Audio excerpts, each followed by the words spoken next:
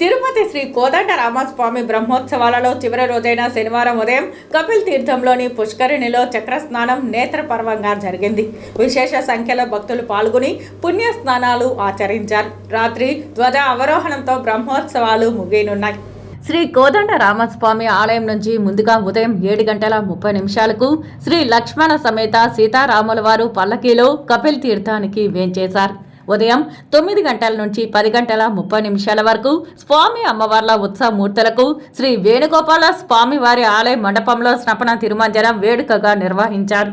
ఇందులో సీత రామ లక్ష్మణ సరసన చక్ర తాల్వార్లు, పాలు, పెరుగు, కొబ్బరి నీళ్లు, పసుపు, చందనాలతో అభిషేకాలు అందుకొని ప్రసన్నులయ్యారు.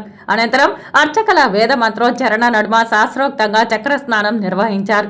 ఆ తర్వాత అక్కడి నుంచి స్వామివారు శ్రీ గోవిందరాజస్వామి ఉన్నత పాఠశాలలోని పిఆర్ తోటకు వేంచేశారు.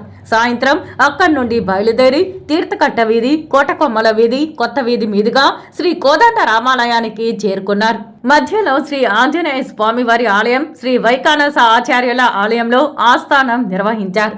రాత్రి 8:30 నుండి 9:30 వరకు ధ్వజ అవరోహణంతో శ్రీ కోదండ రామస్వామి వారి బ్రహ్మోత్సవాలు ముగిశాయి. ఈ కార్యక్రమంలో తిరుమల పెద్ద జిఆర్ స్వామి, చిన్న జిఆర్ స్వామి, ఆలయ deputy EO Nagaratna, AEO Parthasarathi, కంకణ భట్టార్ సీతారామాచార్యులు, సూపరింటెండెంట్ సోమశేఖర్, విశేష సంఖ్యలో భక్తులు తదితరులు పాల్గొన్నారు.